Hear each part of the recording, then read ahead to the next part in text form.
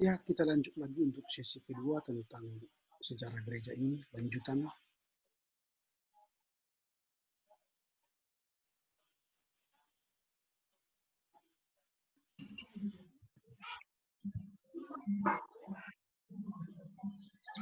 Oke, gabung lagi ya.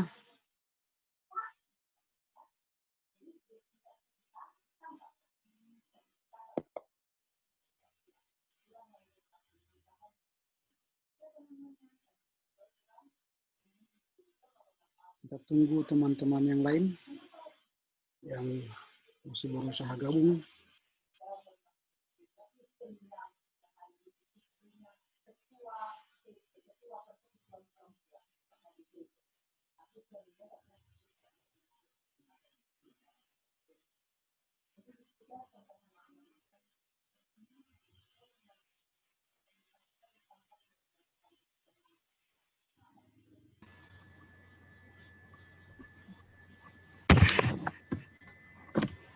Ya, kita tunggu, masih belum semua gabung. Yang sudah gabung ini Deborah, Dita, Kristi, Jessica, Citra, William. Kita masih gabung 6 orang. Ini Devania sedang mau gabung. Kemudian Audrey yang mau gabung. Kita menanti Sultan ya. Dan kakak atau adiknya? Sultan kakak atau adiknya itu? Siapa yang lebih sulung? Sultan atau itonya? Ada yang kenal mereka?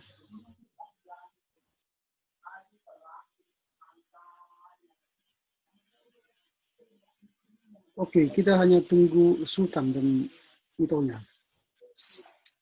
Tidak apa-apa ya, kita lanjut aja ya sambil menunggu mereka. Ini pertemuan gelombang yang kedua yang terakhir ya untuk hari ini. Oke, tadi kita sudah masuk pada tanggal 31 Maret itu sebagai tanggal pembaptisan pertama orang Kristen. Nah, Sultan sudah masuk sama itonya.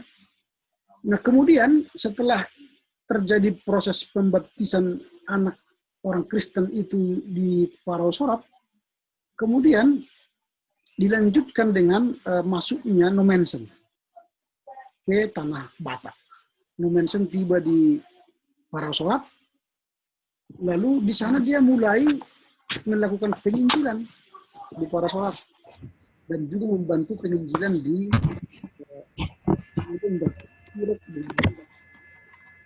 dari penginjilan yang dilakukan oleh Nommensen baik di Bunga Bondar, di Spirok dan Paraosorat, maka kemudian kalau kita baca di sini ya, walaupun dia hanya sekitar 6 bulan melayani di Bunga Bondar, tetapi sempat juga ia membaptiskan Helong Siregar dengan Maret 1891-93 dengan nama baptisan Samuel Siregar bersama Kristen. Artinya It's 18 hours. Siapa namanya? Nommensen juga walau singkat dia di Bunga Bondar, waktunya singkat maksudnya, dia pernah membaptis Helong di Bunga Bondar. Memang Nommensen tidak begitu lama di Angkola. Dia hanya 6 bulan. Lalu setelah itu dia pergi ke Tanah Batak Pedalaman. Tanah Batak Pedalaman waktu itu namanya, dan sekarang itu kan Tapanuli Utara. Dia mulai dari Bunga Bondar, kemudian ke daerah Silantong, kemudian Sepahutar, lalu masuklah dia ke Salib Kasih Sekarang. Salib Kasih Sekarang itu dia melihat, setelah sampai dia di salib itu, dia melihat ke daerah Silindung itu sama seperti kampung halamannya di Jerman, namanya Wuppertal. Wuppertal. Lalu ketika dia melihat dari atas salib, dari bukit itu, dia melihat ke daerah Silindung sama seperti Wuppertal, kampungnya, kampung halamannya. Lalu dia berjanjilah dalam hatinya. Dia berkata kepada Tuhan, ya Tuhan, mati atau hidup, aku akan berada di tempat ini. Dia bernazarlah kepada Tuhan.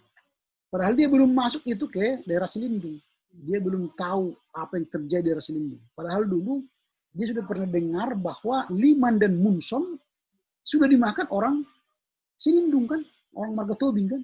Nah, tapi dia masuk ke sana. Dengan demikian dia pasrah. Tuhan, mati atau hidup, kuserahkanlah diriku. Aku mau menginjili di tanah Selindung itu. Nah, itulah makanya di salib kasih itu kali kalau nanti ada di situ patung Nommensen, lalu di bawahnya ada salib, lalu di situ ada jejak kaki. Di jejak kaki itu ditulis nanti di situ janji atau najar Nommensen. Disitulah Nommensen berkarya. Nah, artinya di selatan itu maksudnya di Spirok, di Bunga Bondar, Parasolat, karya dari Nommensen itu tidak banyak. Karena waktu dia hanya sebentar.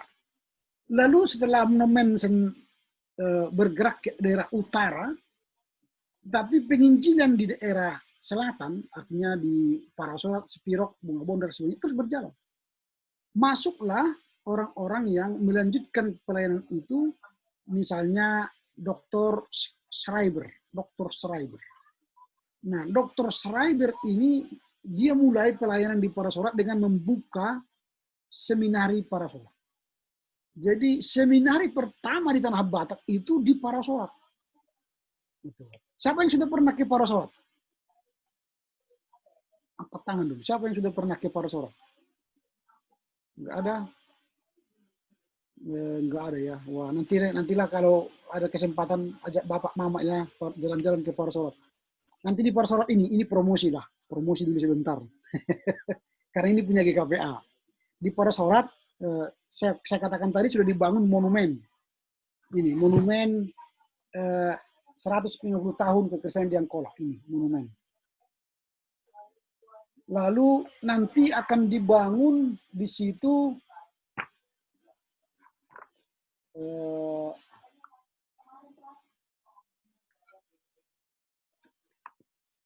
wah, tidak ada ya.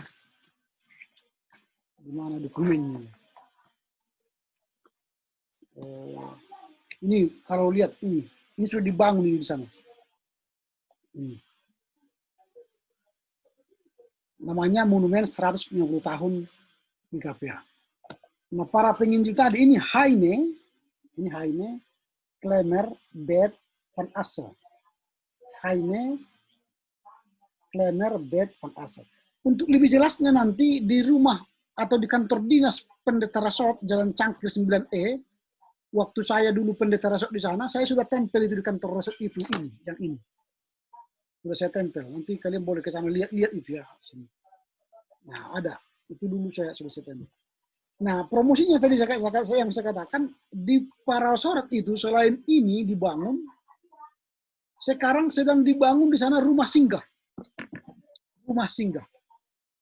Nah, rumah singgah itu akan memberikan kesempatan bagi kita berlibur di Parasolat. Nanti di situ ada kamar ya, penginapan setara dengan penginapan hotel, lalu ada ruang doa, ada taman, ada ruang ibadah. Artinya kalau keluarga mau istirahat di situ, ada homestay-nya, boleh berdoa, atau misalnya mau retreat, silakan. Nah, nanti pergilah sana, ajaklah nanti misalnya orang tua jalan-jalan ke Parasolat, tapi mudah-mudahan ini sedang proses pembangunan sekarang, belum selesai.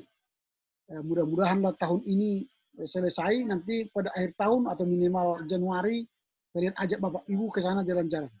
Oke ya, itu hanya sekedar promosi. Mudah-mudahan segera terjadi itu. Nah, di Parasolat itulah sebenarnya pertama sekali sekolah seminari dibangun. Sekolah seminari kalau sekarang itu setara dengan STT, Sekolah Tinggi Teologi, di mana para calon-calon pendeta dididik. Jadi Parasolat itulah pertama didirikan di Tanah Batak seminari. Dari Parasolat nanti itu pindah ke Pacurnapitu Silindung. Dari Pacurnapitu Silindung pindahlah ke Sipoholon sekarang. Di Sipoholon lah sekolah pendeta dulu. Lalu dari Sipoholon sekarang pindahlah ke STT HKBP Pematang Siantar. Di sekolah pendeta itu sekarang sudah di STT HKBP Pematang Siantar. Nah, inilah sejarah. Jadi Dr. Schreiber menjadi pengajar pendidik di seminari para sholat itu. Muridnya pertama kali 44 orang. 44 orang. Dan murid-murid yang pertama itu menjadi pendeta yang Batak pertama nanti. Misalnya pendeta Markus, Johannes dan Markus itu menjadi pendeta Batak pertama. Ada opung kita mungkin itu ya. Pendeta Johannes dan Markus. Ada Efraim, ada Thomas, ada Paulus. Nah, inilah murid-murid yang mereka ajar atau Dr. Schreiber ajar waktu. Lalu setelah Dr. Schreiber, dia digantikan oleh Leo Pocket. Leo Pocket. Ini juga pengajar di Parasola. Dan setelah Leo Pocket, baru kemudian masuklah Tuan Suc menggantikan Bet. Tuan Suc menggantikan Bet di Bunga Bondar. Lalu kemudian Tuan Suc pernah diangkat menjadi setaraf dengan Eporus ya, menjadi Eporus di daerah Angkola. Nah, dari menjadi Eporus di daerah Angkola. Dan kemudian Tuan Suc inilah yang menerjemahkan Perjanjian Baru dalam bahasa Angkola dan aksara Batak Latin. Nah, kalau kalian nanti pernah melihat buku tulisan yang berbahasa, saya tidak lihat di mana ya. Ada Alkitab yang berbahasa Batak.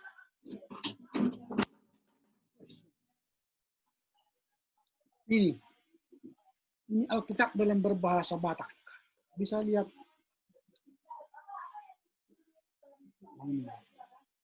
Ini huruf-huruf Batak ini semua. Huruf-huruf Batak.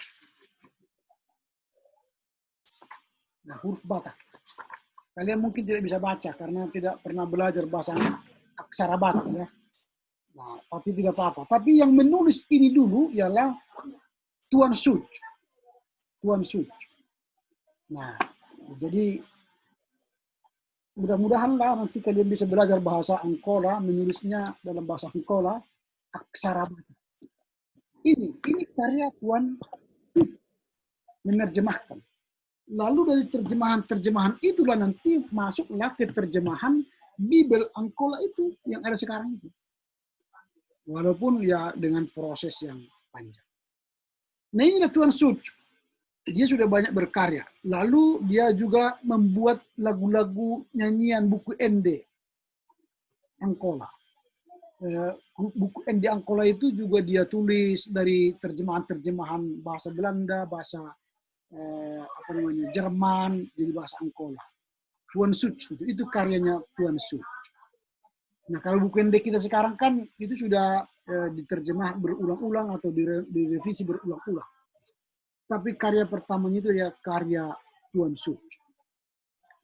Itu dalam soal penerjemahan kitab suci dan buku ND. Nah, kemudian karya-karya mereka kalau kita baca halaman 125 poin 11, maka yang menjadi pendeta pertama dari kalangan orang Batak Angkola ialah Markus Siregar, Johannes Siregar, Petrus Nasution. Itu murid dari para sholat seminari atau seminari para sholat. Nah, inilah orang-orang Angkola yang menjadi pendeta pertama di Tanah Batak. Makanya sebenarnya kita harus bangga menjadi GKPA. Karena menjadi GKPA itu adalah orang-orang yang unggul. Yang pertama menerima Injil di Tanah Batak. Orang-orang pertama yang dibaptis menjadi Kristen. Orang-orang pertama yang dididik. Makanya nanti kalau kalian baca sejarah orang Batak yang maju di Tanah Batak ialah orang Angkola. Orang Angkola abad-abad 19 itu sudah punya percetakan, sudah punya penyair pujangga. Misalnya siapalah yang terkenal dari Angkola dulu sebagai pujangga-pujangga. Kalau aku sebut pun nanti kalian tidak kenal ya. Misalnya contoh siapa Raja Inar Siregar, kalian tahu itu sudah meninggal. Pernah dulu gubernur Sumatera Utara, Raja Inar Siregar. Itu hasil dari sekolah sending. Sekolah sending. Nah, kalau kalian misalnya pernah dengar Menteri Kehutanan Hasrul Harahap, memang dia Islam, Hasrul Harahap. Tapi itu dari hasil sekolah sending. Nah, percetakan yang pertama itu percetakan orang Angkola. Di Delhi, di Medan itu percetakan orang Angkola. Penulis-penulis. Nah, makanya orang-orang Angkola ini banyak terkenal. William Iskandar misalnya. William Iskandar, pernah dengar itu? William Iskandar. Tapi karena dia dibuat marganya, seolah-olah dia orang lain kan. William Iskandar Batubara kan. Itu juga orang Batak Angkola. Nah, banyak sekali. Jadi banggalah jadi orang Angkola. Karena dari sinilah mulainya mendapatkan Injil dan mendapatkan pendidikan, mendapatkan kesehatan orang Angkola. Tapi persoalannya ialah karena orang Angkola banyak Islam dan sedikit Kristen, lalu ketika Nomensen masuk ke utara, orang utara banyak yang Kristen, jadi HKBP yang besar. Ya, sedikit, jangan bilang kecil. Sedikit. Tapi sedikit bukan berarti kecil ya, artinya disepelekan. Kecil, cabai rawit itu kan kecil, tapi dihargai karena pedas ya. Maunya gitu. Orang Angkola itu kecil tapi pedas, artinya bermutu gitu ya. Nah itu, jadi pertama itu orang Angkola yang menjadi pendeta. Tapi persoalannya sekarang, kalau ditanya berapa orang Angkola jadi pendeta sekarang, sedikit. Nggak tahu nanti kalian ada yang mau jadi pendeta. Ada yang mau jadi pendeta? Siapa yang mau jadi pendeta? Ada kan? Sedikit. Saya sedang mengajar sekarang di STT. Tahun ini nggak ada dari GKPA yang menjadi mahasiswa. Nggak ada. Pendeta orang Angkola sedikit. Di GKPA sedikit. Marga Harahap sekarang tinggal 2 di GKPA. Saya dengan pendeta Hamorangan Harahap yang di Batam. Tahun depan dia pensiun. Berarti tinggal hanya satu pendeta Marga Harahap di GKPA. Sedikit. Marga Siregar. Ya lumayan lah. Tapi tidak begitu banyak. Yang banyak siapa? Pendeta Angkola dari suku lain. Itu artinya semangat orang Angkola jadi pendeta ini tidak dilanjutkan orang-orang Angkola jadi pendeta. Banyak mungkin jadi sarjana lain kan. Susah memang jadi pendeta ini, nggak ada yang tertarik ya. Katanya miskin lah, dicerca lah, dihina, difitnah, nggak tahan lah kan. Ya nggak apa-apa lah, pokoknya asal lah ada ya. Tapi harus bangga lah. Pendeta pertama itu orang Batak, Angkola. Orang Batak yang pertama dibaptis ialah Batak Angkola. Jadi bangga lah ya. Tidak apa-apa. Mudah-mudahan nanti kalian berpikir-pikir, jadi pendeta lah aku. Supaya bisa mengembangkan GKPA. Syukur, puji Tuhan ya.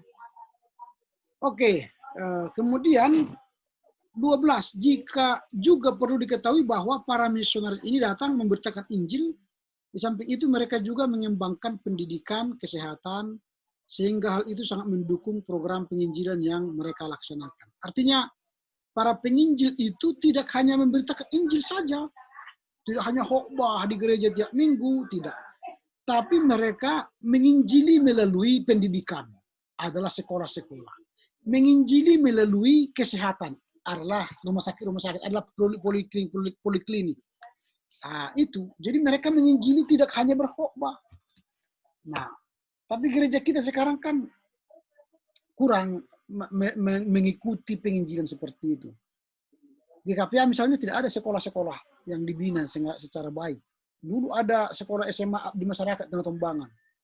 Ada sekolah SMP di Simalungun. Itu sudah tutup semua, nggak ada muridnya. Yang ada sekolah GKPA sekarang di Bike, SLTP Berkat, hanya itu. TK tidak ada. PAUD ya sedikit. Itu yang ada di Maracer, di Hanopan. Di mana lah? Nggak ada. Jadi rumah sakit kita tidak ada, yang ada poliklinik. Jadi metode-metode penginjilan yang dipakai oleh misionaris dulu tidak banyak diikuti oleh GKPA. Mudah-mudahan nanti kalian bisa ikutlah dalam bagian ini. Kalau kalian dokter nanti ya, kalau ada yang jadi dokter yang mengabdi di GKPA, dia melayani di rumah sakit pada hari Senin sampai hari Jumat, hari Sabtu atau hari Minggu dia mengobati orang di gereja gratis. Ada yang mau jadi dokter seperti itu? Bagus nanti GKPA. Dia dokter dari Senin sampai Sabtu di rumah sakit umum, hari Minggu habis ibadah, amin, amin, amin. Ya, dibuka di situ dokter, misalnya dokter, katakanlah dokter Jessica, dokter Devania, memberi pengobatan kepada jemaat GKPA gratis. Itu kan baru hebat. Ada dokter Sultan, misalnya dokter Audrey, ada dokter Gita misalnya kan. Habis hari Minggu, amin, amin, amin, buka klinik di GKPA. Lalu diberi kesehatan gratis, tidak bayar. Itu bagus itu. Itu namanya tidak pendeta, tapi melakukan PI. Itu jangan hanya, misalnya aku tidak mau jadi pendeta, amang pendeta boleh, tapi aku menjadi pengusaha yang melayani. Bagus. Pengusaha dari Senin sampai Sabtu, hari Minggu dia memberi persembahan supaya gereja melayani dengan baik. Itu jadi pengusaha. Jadi dia memberi dengan dana. Itu. Kalau dokter tadi memberi tenaga, ilmu. Kalau guru, bagaimana caranya? Dia mengajar Senin sampai Sabtu, hari Minggu dia mengajari anak-anak GKPA yang tidak tahu bahasa Inggris. Dibukalah kursus bahasa Inggris gratis 2 jam misalnya. Kan majulah jemaat kita. Ini contoh-contoh penginjilan yang dilakukan oleh para misionaris zaman dulu yang sekarang tidak lagi diikuti oleh gereja kita. Mudah-mudahan nanti kalian lah itu ya, di tangan kalian nanti tahun 2031, ini kan bonus demografi ya, 2031 yang memegang tampuk pemerintahan Indonesia dan gereja ialah pemuda. Jadi sekarang kalian bersiap-siaplah menjadi the leader. Artinya pemimpin di gereja, pemimpin di masyarakat, pemimpin di pemerintahan. Nah kalau kalian nanti jadi pemimpin di pemerintahan, di gereja dan masyarakat, layanilah dengan baik. Oke? Itu refleksi saja, itu ya harapan saja. Mudah-mudahan bisa terjadi. Nah, kemudian pada poin 13, pada tahun 1833, pemerintah Belanda memberi izin kepada Kolonel Elout untuk memberitakan Injil di daerah Mandailing. Nah, ini kita masuk ke daerah Mandailing. Tadi itu di Parasorat. RMG, Rhein-Mission-Gesellschaft, dan Ermelo tadi mulai dari Parasorat mengembang ke Silindung, ke utara, mengembang ke Pahai, mengembang ke Spirok dan Bunga Bondar. Nah, tapi tahun 1833 itu penginjilan dimulai di Mandailing. Itu yang saya katakan tadi, lahirnya gereja Mennonite Mandailing, itu di Mandailing. Itu beda lagi dengan RMG. Ini badan penginjilan lain yang mengutus Ellis. Kalau di Mandailing itu badan penginjilannya ialah Dorfgezinde Zendingsvereniging. Dorfgezinde Zendingsvereniging. Itu lembaga sending di Belanda. Ini Mennonite, bukan Calvinis. Jadi yang Mennonite tadi, yang Calvinis tadi ialah Ermelo, RMG itu campuran Calvinis dan Lutheran. Ajarannya Calvinis dan Lutheran. Nah, tetapi kalau yang di Mandailing itu murni Mennonite. Mennonite ini mengutamakan kebersamaan. Jadi sistem pemerintahan gerejanya ialah otonom jemaat. Jemaat yang memerintah jemaat itu. Bukan pendeta, bukan sintua, tapi yang memerintah memegang kendali di jemaat itu ialah jemaat itu sendiri. Itu Mennonite. Ini pengajarannya ialah menekankan kebersamaan. Jadi kebersamaan. Jadi mereka jemaat itu secara bersama-sama mengatur gereja, menata gereja secara bersama-sama. Nah kalau kita baca sekarang visi kita ialah visi menjadi gereja yang unggul bersama dalam kebersamaan. Jadi kalau dalam kebersamaan ini berarti sebenarnya ini adalah cikal bakal dari gereja Mennonite tadi yang di Mandailing. Nah, gereja Mennonite itu adalah mengajarkan kebersamaan. Nah, ini pertama kali tenaga penginjilnya diutus oleh ABCFM ya, dan melalui seorang serdadu, bukan sebenarnya ini menjadi pendeta Ellis ke Mandailing di Pakantan, membuka sekolah sending pertama. Lalu usaha penginjilan di Mandailing ini selanjutnya dibina oleh Dop Gezinde Sending Vereniging atau lembaga sending Belanda. Nah, pada tahun 1871, gerakan Mennonite melalui badan sending DZV mengutus pendeta Hendrik Dirk, seorang Rusia ke Mandailing. Jadi sumber gereja Mennonite itu sebenarnya di Rusia, tetapi berkembang di Belanda. Di Rusia dia mulainya Mennonite itu di Rusia, tapi ketika pecah perang di Rusia, maka mereka pindah ke Belanda. Lalu Dirks ini sebenarnya dari Rusia, tapi diutus oleh sending dari Belanda. Tapi Mennonite, bukan sending Ermel tadi. Walau dia dari Belanda, tapi dia dari Mennonite. Dialah yang membaptiskan Raja Pangulu dan keluarganya sebagai pembaptisan pertama orang Mandailing. Jadi orang Mandailing pertama yang dibaptis ialah Raja Pangulu, Lubis. Nah, dari Pakantan inilah Dirks melayani desa-desa lainnya di sekitar Mandailing, yaitu Pakantan Huta Dolok, Huta Lombang, Huta Tonga, dan Huta Padang. Itu di Pakantan semua. Nah, dengan demikian, kalau kita lihat sejarah ini, di daerah Angkola ada 3 lembaga sending yang datang ke GKPA, ke Angkola. Ada 3 lembaga sending. Yang pertama tadi sending Ermelo dari Belanda, yang kedua sending Rhein-Mischen Gesellschaft RMG dari Jerman, dan yang ketiga ialah Dop Gezinde Sending Vereniging DZV dari Belanda. Yang pertama membawa aliran Calvinis, itulah Ermelo. Yang kedua RMG membawa aliran Lutheran dan Calvinis. Yang ketiga DZV Mennonite di Mandailing membawa ajaran Mennonite. Di 3 gereja atau lembaga sending inilah yang melahirkan GKPA. Maka sebenarnya GKPA unik karena lahir dari 3 lembaga sending yang datang dari Eropa. Karena itulah GKPA memiliki keunikan dalam struktur gerejanya.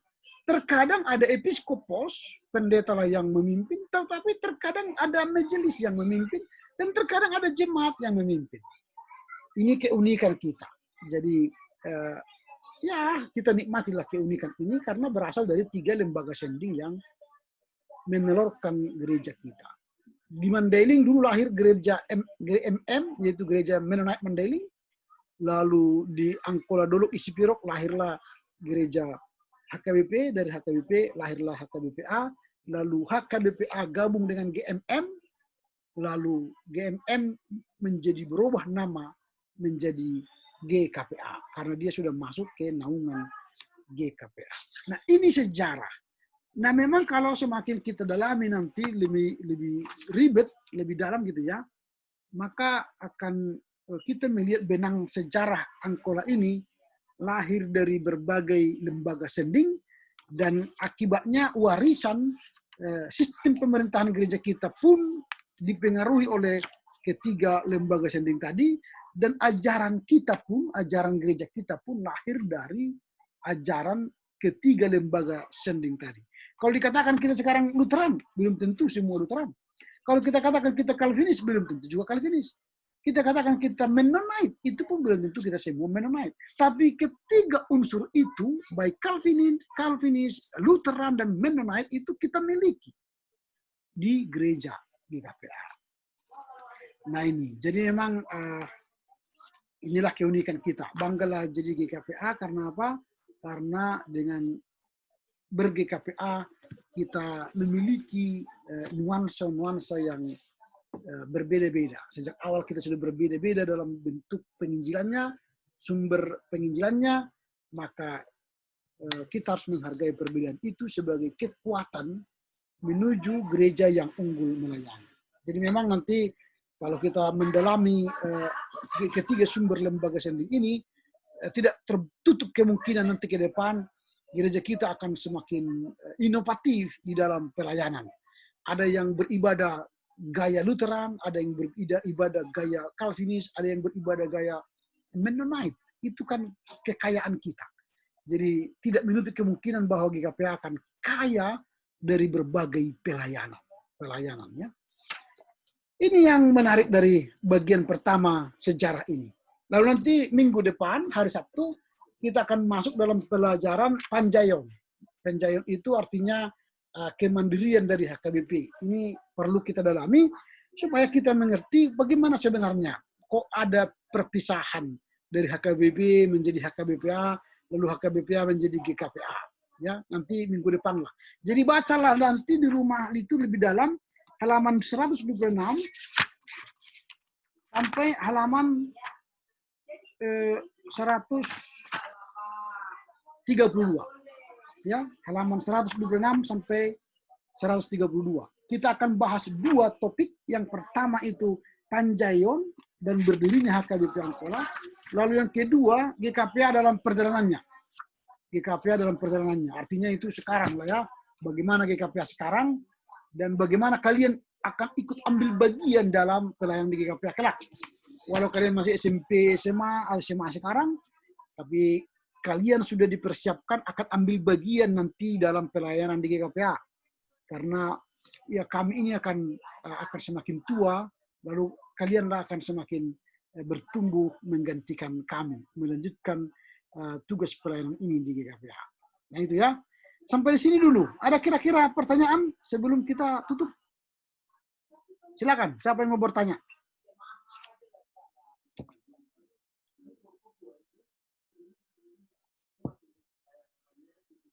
Ada yang mau bertanya? Jangan malu-malu. Kalau makin bertanya nanti kan semakin banyak informasi yang disampaikan. Kadang nanti saya tidak ingat semua, tapi kalau bertanya kan semakin tambah informasi. Ada? Atau sudah cukup dulu gitu ya. Tapi minggu depan ingat ya baca halaman 126 sampai 123. Banyak bertanya lah ya. Kalau saya nanti ya yang saya sampaikan itu yang saya ingat aja gitu. Tapi kalau kalian bertanya keluar lagi, ya bertambah gitu. Oke, ada lagi kira-kira? Tidak ada? Baik, kalau tidak ada, dengan demikian berakhirlah sesi kita untuk sore hari ini. Salam buat keluarga, bapak, mama, opung, tulang, bere, atau siapapun penghuni rumah kita. Tetap berdoa, doakan bapak, mama, doakan gereja kita, doakan masyarakat. Besok kita akan merayakan ulang tahun negara kita yang ke-75. Indonesia maju, maju terus, ya, pantang mundur. Jadilah menjadi warga negara yang baik, menjadi anak-anak yang baik, yang beriman tentunya, yang kuat, sehingga jemaat gereja makin maju, ya negara pun makin maju. Rayakanlah kemerdekaan 75 tahun ini menjadi sebuah perayaan yang memerdekakan kita. Oke ya? Kiranya Tuhan menolong kita, memberkati kita dalam pertumbuhan iman ini. Baik, kita akan berdoa. Terima kasih Bapak, kami bersyukur karena pelajaran hari ini boleh berakhir.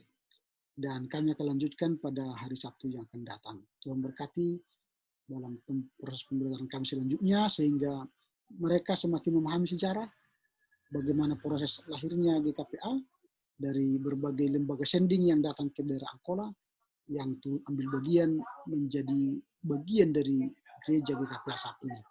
Dan minggu depan kami akan belajar bagaimana lahirnya secara organisasi GKPA dan implikasinya untuk jemaat sekarang.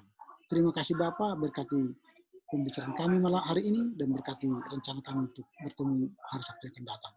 Terpujilah Engkau Bapa demi Kristus Yesus. Amin. Oke, baik. Selamat sore semua. Salam sehat ya. Pastikan kita tetap menjaga protokol kesehatan. Horas. Selamat sore, Mas. Yuk. Sore, Mas. Selamat. Emang. Sore.